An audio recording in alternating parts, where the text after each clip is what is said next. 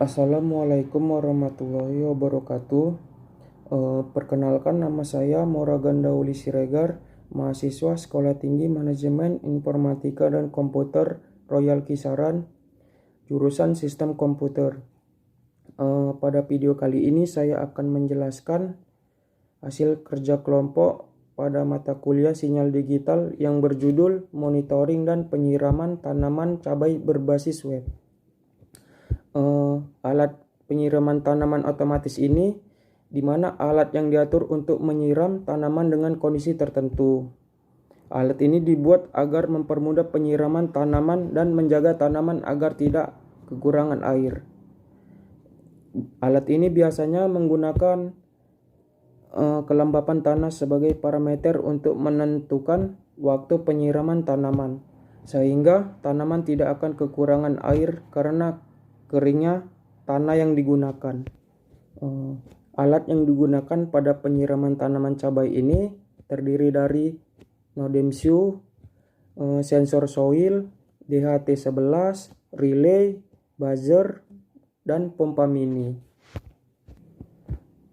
Kita lanjut pada sistem kerja pada tanaman cabai ini. Sistemnya akan bekerja apabila sensor soil moisture telah mendeteksi adanya tanah kering pada tanaman cabai. Kemudian buzzer akan berbunyi sebagai pengingat atau petanda karena sudah waktunya untuk disiram ke tanah tersebut. Kemudian akan tersiram otomatis dan berhenti juga secara otomatis apabila kelembapan tanah sudah sesuai dengan kebutuhan. Kemudian data akan dikirim oleh Nodemsiu ESP8266 ke web untuk di-outputkan atau ditampilkan beserta data suhu dari sensor DHT11. Kebutuhan alat tersebut sesuai dengan blok diagram alat yang dibuat, seperti pada gambar di depan.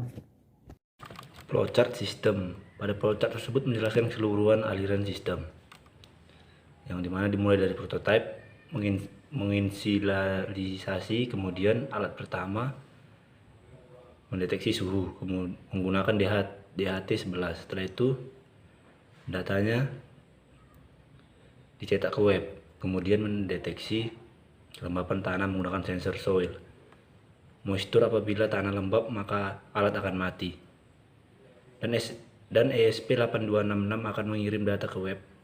Tetapi apabila kondisi tanah tidak lembab maka alat akan menyala. Buzzer aktif, pompa mini berjalan untuk melakukan penyiraman, dan setelah itu ESP8266 akan mengirim data hasil siram saat itu yang akan ditampilkan pada web untuk dilakukan controlling dan monitoring. Skema rangkaian. Di sini ada gambar yang dimana menjelaskan masing-masing komponen pada rancangan penyiraman tanaman berbasis web, yaitu sebuah sistem microcontroller berupa ESP8266 sebagai pengolah perintah dari sensor kelembapan tanah.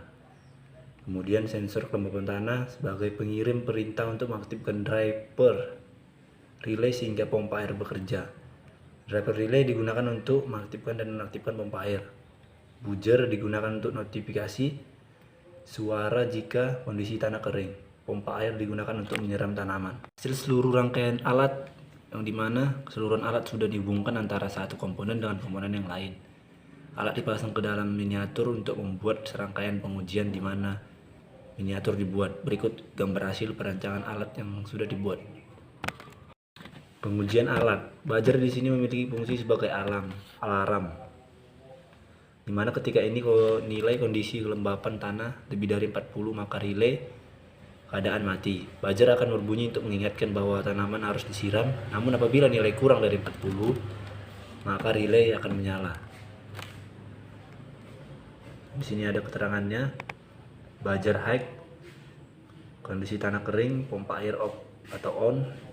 Di sini on, keterangan buzzer akan berbunyi apabila kondisi nilai kelembapan tanah kurang dari 40. Kemudian low, kondisi tanahnya basah, pompa airnya off. Keterangan buzzer mati apabila kondisi nilai kelembapan. Pengujian perangkat lunak. Alat ini menggunakan software Arduino IDE untuk pemrograman. Alat ini juga menggunakan web untuk menampilkan hasil data kelembapan tanah dan data keadaan suhu di area tanaman sehingga dapat memonitoring hasil-hasil penyiraman dan hasil data sensor yang akan ditampilkan ke sebuah web. Ya, di sini tertera gambarnya. Pengujian pada website.